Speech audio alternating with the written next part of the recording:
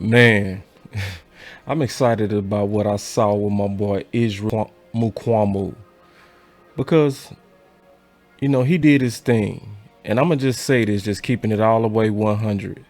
If it wouldn't have been for the plays that Turpin made, um, Israel was clearly on his way to being the player of the game. He was just overshadowed by an epic performance by Turpin, something you just don't see, but he still deserves his glory because you know he came from very humble beginnings, and shout out to Turpin, he did his thing, but this is about Israel because Israel did start from humble beginnings.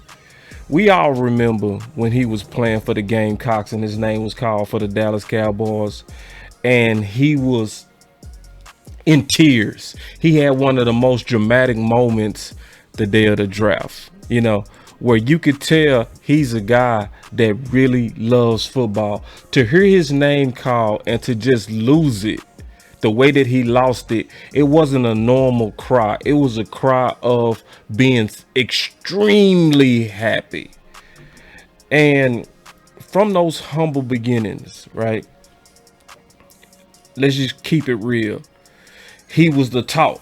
He was the talk of training camp. Barry Church put that stamp on him in mini camp. He put that stamp on him. He co-signed them.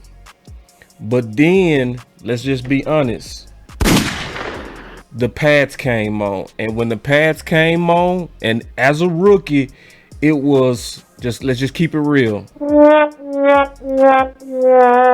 Yeah, it was underwhelming. But he did what you're supposed to do. He went to the practice squad. He obviously got in the weight room and he worked on his skills. And they always say, and you could clearly see, they always say the biggest jump for a professional player is between year 1 and year 2. Well, that definitely has Israel's name all over it because he made a massive jump. And it's sad that it's only 3 preseason games because he made such a jump in this game. It's one of those to where he could be and could have been on his way to winning the crowd, because I always talk about that because Israel has some good production, 4 tackles, 2 passes defended, and an interception. That's some good part-time work for safety. Very good. And he was making some forceful tackles. So the question is, what is his future? I want y'all to put that in the comments. I want y'all to let me know. Tell me, what do you think his future is? Because with only having one more preseason game left and the way that he turned up, that should leave us all wanting, because the safety room is very deep. Because think about it. Before we drafted him, we were starving for safety. Now we feel like we have an abundance of safeties. So what we gonna do about Israel? What is his future? I really want to know. I want to get y'all thoughts on this. Because a couple of things when I look at him, especially when I saw him in a Chargers practice, it's not even just his play. What you can see that same emotion that he had on draft day. You can see it at the practices. He caught an interception, and he didn't just catch an interception in the Chargers practice. He catches the interception, and then he mugs. If you don't know what a mug is, he stares down his opponent with the Chargers. I said, come on, Israel. Come on now. How do you not love it? And he stirs him down, and he keeps that same emotion throughout all preseason. Because see, it's one thing you always want to see, just keeping it real. You always want to see guys who just love football. You could tell Israel was anxious to get out and just play. Bruh. It was obvious. He wanted to just play. Because see, when you're a practice squad player, you don't hit nobody.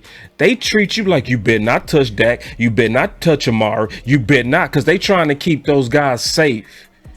So who was the guys who been waiting around to Finish him. And it was Israel.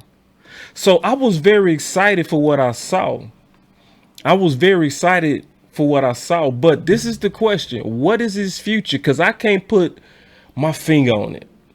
Especially as deep as this room is. Not just the safety, the whole defense. It's so many people that we should try to keep. So what should we do with him?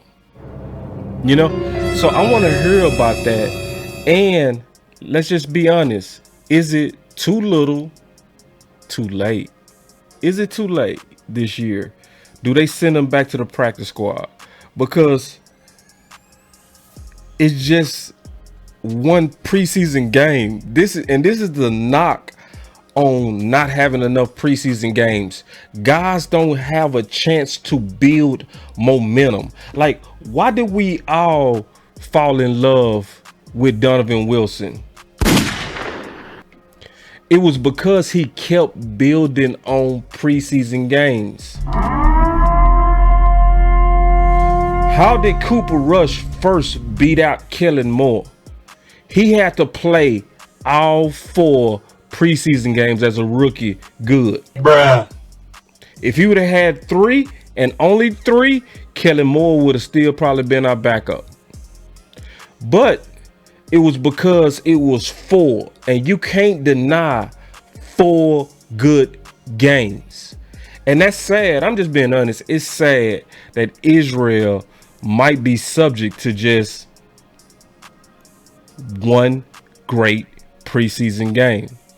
But hey, I'm very interested in y'all thoughts on this, for real. I want y'all to leave a comment. I want y'all to say, what do y'all think the future should be, even if he equals his performance? Because I had him as the player of the game up until Turbin ran back that punt. I had him as the player of the game. I was like, man, that dude out there shining. Yoga fire.